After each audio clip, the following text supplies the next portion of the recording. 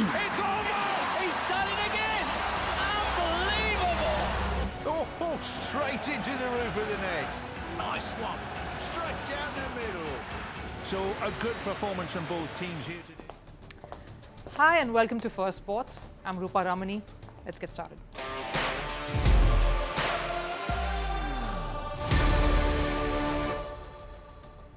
Right, on the show today, the applications for the role of head coach of the Indian men's cricket team are all in. The last date was yesterday, and there have been many keen applicants from MS Dhoni to Narendra Modi. Yes, it's been a rather interesting time reading all those applications for the cricket board, but who's the front runner?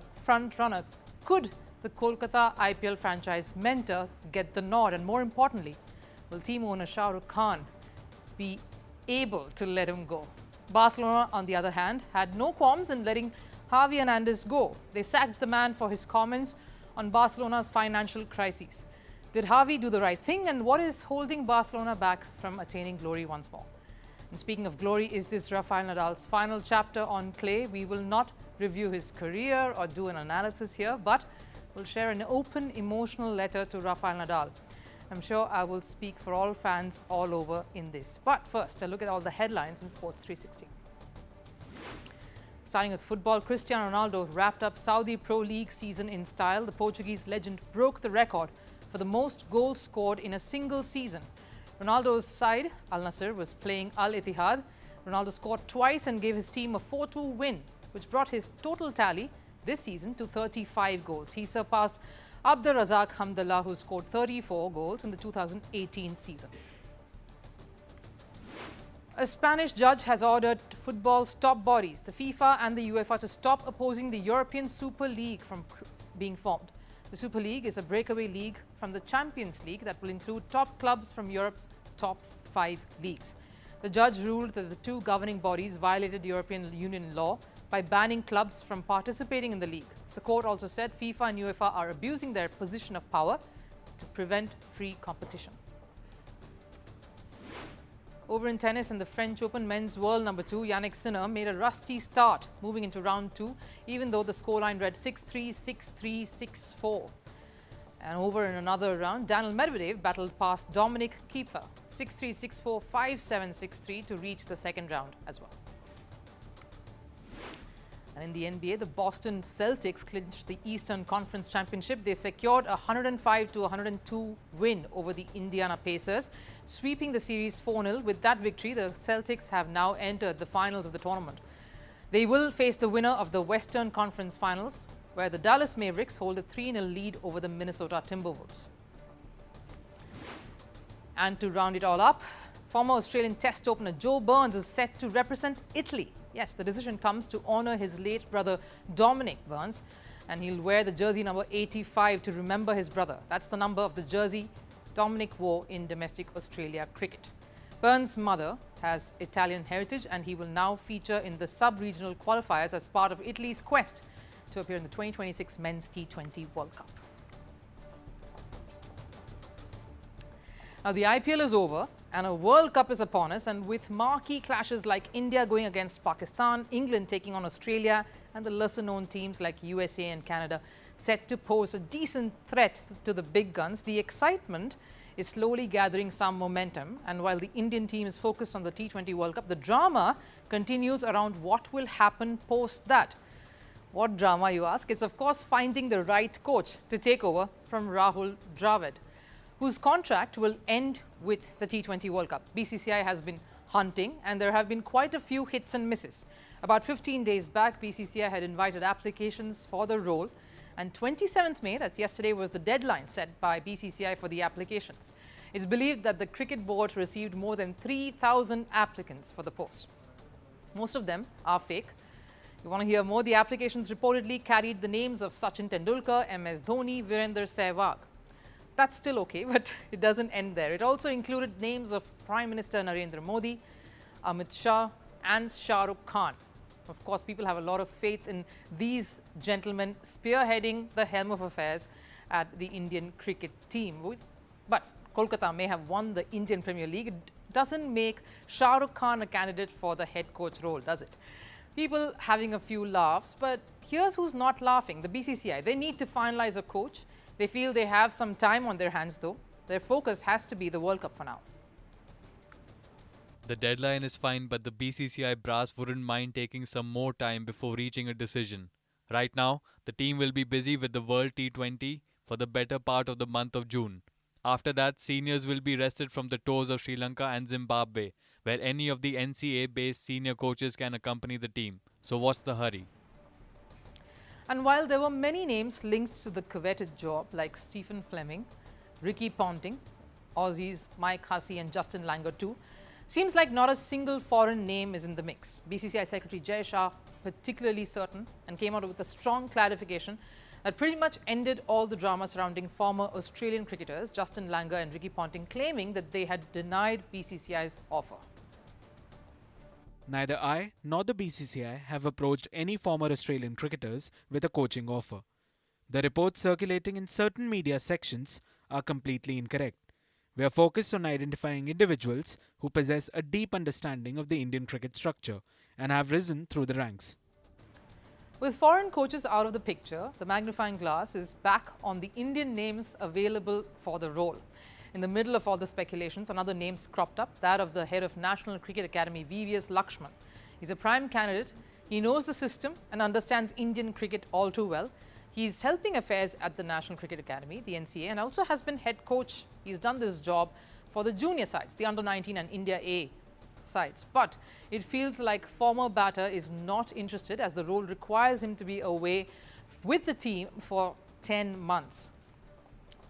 But then a few days back, this happened. BCCI Secretary Jay Shah seen chatting with Kolkata IPL franchise mentor Gautam Gambhir, leaving us all wondering, is Gambhir indeed the perfect candidate to take up the job? And with Gambhir winning the title with Kolkata once again, this time as their mentor, it makes for a great case for him to take up the job. And what's with Kolkata staff, the mentors, getting all the offers for top jobs, especially after Kolkata has gone on to win? It happened with Trevor Bayliss. So who better than Gambhir this time? Someone who knows how to win titles. He did that as captain and now as coach. Yes, he's not been in that position, in that role for too long. He doesn't have that kind of experience, but he knows how to inspire a dressing room. You see the way he was celebrated after that win over the weekend, and you can tell he knows what he's doing. I really wish he comes in because he will infuse that winning culture he's infused here, and India would do very well under him. Being part of the national team and the patriotism that he has, I think he will definitely be tempted to take it. These words, of course, coming from someone who's played alongside Gambhir for a long time. And Gambhir wasn't just a marquee limited overs cricketer. That isn't just his profile. He's also a tactician. He has the attitude, the aptitude, and the will to lead. He looks like he's the top contender for the role at this point, should he accept it. But there are, of course, a few questions here and a few important concerns when Gambhir comes into top contention. One, will Gambhir get full autonomy? I'll explain. Gambhir is the sort of character who doesn't melt into the background like a Gary Kirsten or a Stephen Fleming for their respective sides that they have spearheaded as coaches. Gautam Gambhir is in your face. He's the boss and things have to go in accordance to his vision, his plan. When he's given charge, he expects full charge, full freedom, no holds barred. Will that be offered and will there be hard negotiations on this particular front? Maybe with a young captain whose team Gambhir can shape and mold. But with seniors still around, will that transition be just as smooth without friction? Well, this possibly is also the last phase of some seniors like Virat Kohli and Rohit Sharma. It is a transition phase that the Indian national team is going through. So maybe Gambhir is perfect to step in just about now. That's a question to answer. Second, of course, and equally important, will he leave his beloved franchise? Or better yet, will Shah Rukh Khan be able to let him go?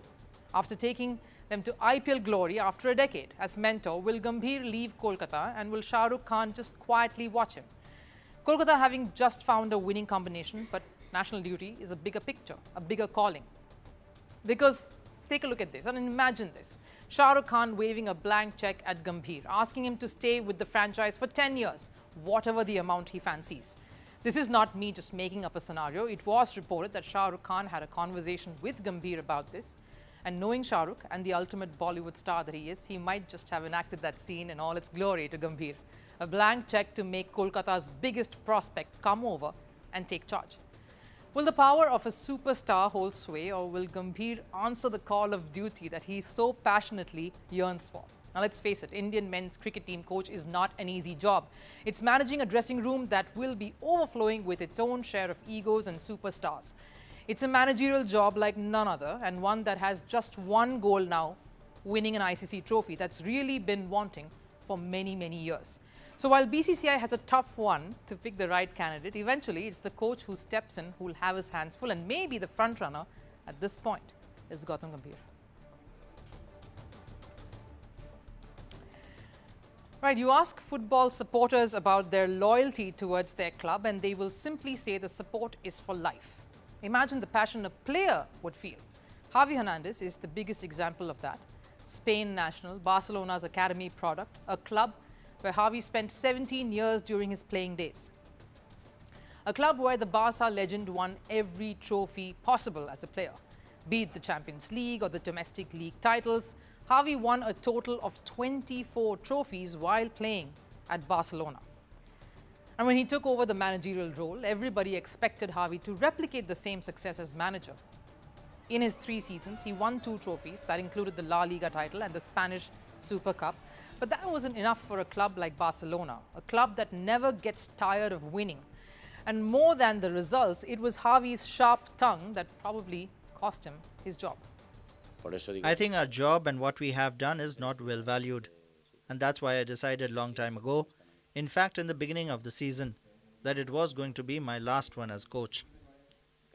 They make you feel you are not worth it every day. It happened to all the coaches. I spoke to Pep and he already told me, also with Ernesto Valverde and Luis Enrique, I lived it. I saw him suffer. I was excited to continue. I believed a lot in this project, in this squad, but it couldn't be. Yesterday they told me it was not going to happen and I had no choice but to accept it. That's quite a mouthful. From criticizing the role to saying his job isn't valued and even giving Pep Guardiola's example. Xavi wanted to emphasize the challenges of being a Barcelona manager, but he might have rubbed the owners and the management the wrong way. The final nail in the coffin was his statement about their financial crises. Our fans and club members must understand the situation is very difficult, above all on the economic level, for us to compete with our top rivals. Whether it be Real Madrid or teams in Europe, we have to accept that. That doesn't mean we don't want to compete and that we won't fight for titles. But this is the situation Barca is in. That comment was made after a league match against Almeria. While Barcelona didn't retort or respond to this, they just went ahead and sacked Xavi. No one likes dirty linen being washed in public, and Barcelona as a club is no different. Every club fights its own demons. Just do not talk about it in front of the world. Xavi crossed a line with his own club and paid the price for it. And instead of resolving Xavi's concerns that are very grave, let's be honest, the club thought best to remove and shoot the messenger. A legend of the club at that. But does that solve Barcelona's problems? And was this the right thing to do? If Barcelona aims to get back on the top, get back to winning ways, the point is not about lack of finances. We've seen clubs with very small spending power doing miracles. The larger point is to resolve concerns and try to find solutions. The club, which was once the epitome of footballing excellence, now finds itself in a state of turmoil. From dominating Europe to now facing financial hardships and managerial instability. You name it, and Barcelona is most likely to be mired in it. The club's fall from grace has been nothing short of dramatic, and Xavi's comments and brazenness in talking about it has truly exposed the serious issues that plague this club. Issues that no one has embraced, revealed, or addressed openly. They are there, and it has to for years for it to come out in the open in this manner. Barcelona's decline on the pitch, coupled with financial struggles and managerial missteps, are reasons enough to create a toxic environment. Xavi, like many fans, expected more from the club he loves, and maybe he felt honest reflections and addressals were the way to cure this, to move forward. But that is not how the club is thinking. Barcelona's financial woes have been well documented. Years of overspending and mismanagement have left the club in a dire state. The pandemic only made it worse, highlighting the need for a sustainable finance model. It's gone to the extent that Barcelona are not even sure if they can register contract extensions for existing players due to La Liga's financial rules. So forget bringing in new players this summer. The Most recent figures revealed that Barcelona have gone overboard on players' contracts. The club has spent $218 million in excess, according to La Liga's findings. And if they want to operate in the transfer market, they will have to bring that figure down. This was the same reason why they had to let someone like Lionel Messi go. And Xavi pointed out these very issues. He stated the obvious, but that didn't go down too well with club president Joan Laporta. Going back to the comment Xavi made about not having the financial clout to tackle sides like Real Madrid, for instance, who will be signing Kylian Mbappe for a huge price, or Manchester City, who literally have all the star players in their squad, Erling Haaland topping that list. And don't get me wrong, money doesn't win you trophies, but money ill spent will surely peg you back. And the reason why Barcelona find themselves in this situation is because of this. Something that was deeply bothering Xavi Hernndez, and something that he sounded off as a warning to the next manager coming in. To the new manager, I tell you, you will suffer. This is a very complicated place to be. This is a difficult job and you have to be patient. It's so difficult to coach Barcelona. The only thing that can save you at this club is winning. This is a fact, whether you're a foreigner or not. A clear indication of the immense pressure that comes along with managing Barcelona. Despite not having financial backing at the club, winning is the only way you can save your job.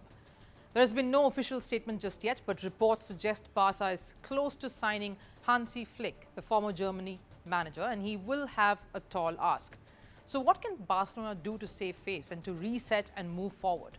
Maybe focus on sustainability. Barcelona will have to give up on short-term success and look at the long-term rewards. Invest in their youth academy. If they can't spend, they will have to nurture more talents like Pedri and Gavi. And historically too, they've invested in youth development. This is the same club that gave birth to the likes of Andre Iniesta, Xavi Hernndez himself and Lionel Messi. Maybe it's time to look inward and towards history. And if they want to bring back the glory days, they will have to try to make sure they find the right solutions instead of scrounging for quick fixes.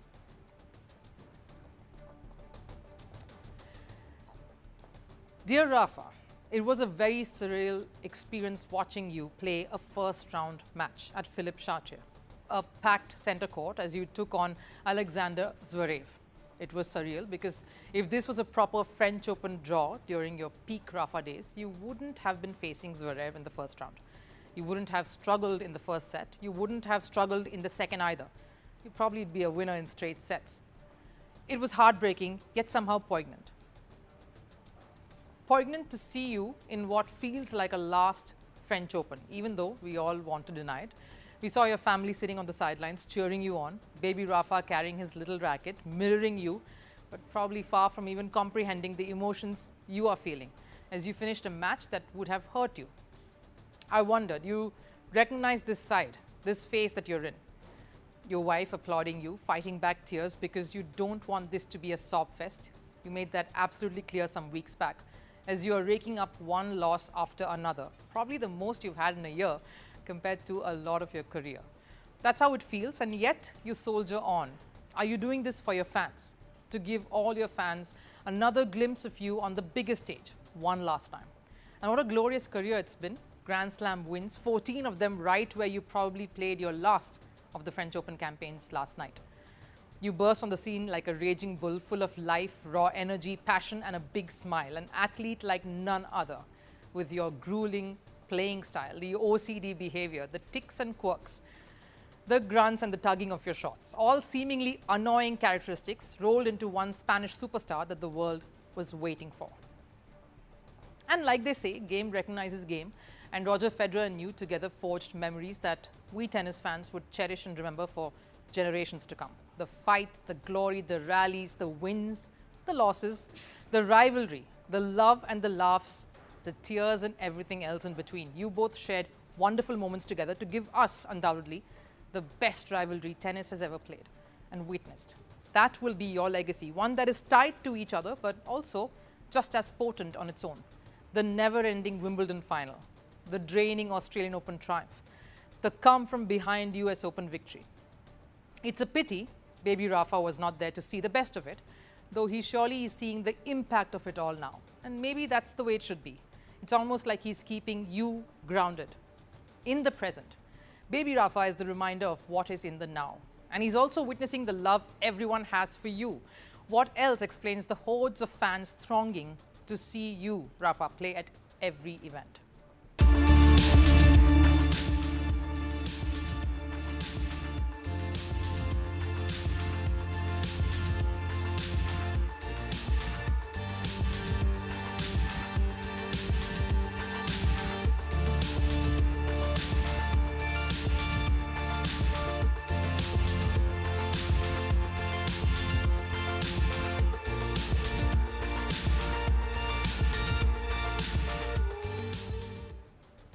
They follow you everywhere you go. It's an entourage you never asked for, but one that you truly deserve.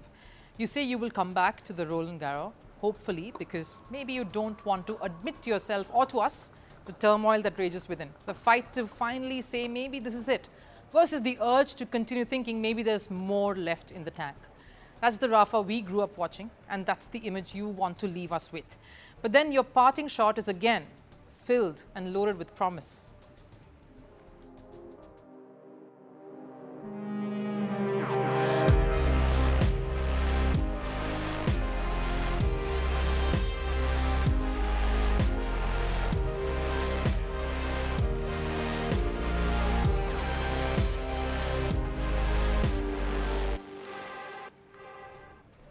I can almost sense the pain as you said those words last night after your loss.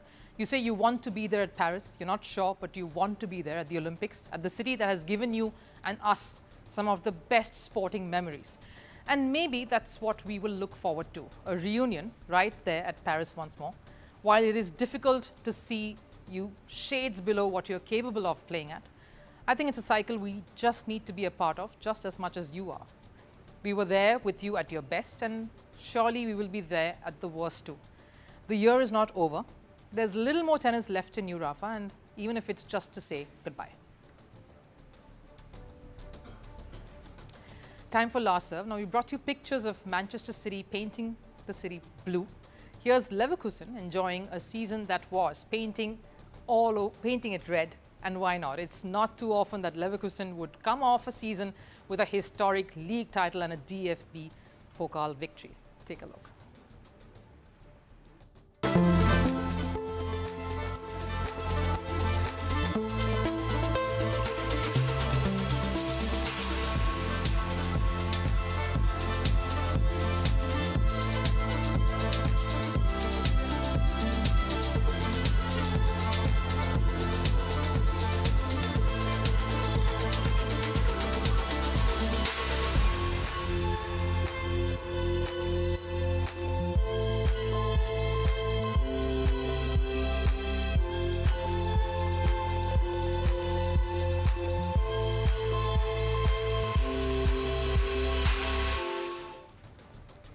What an amazing season, in fact, it was for Xabi Alonso and his boys. That does it here on First Sports. I'll see you again tomorrow. Till then, do take care.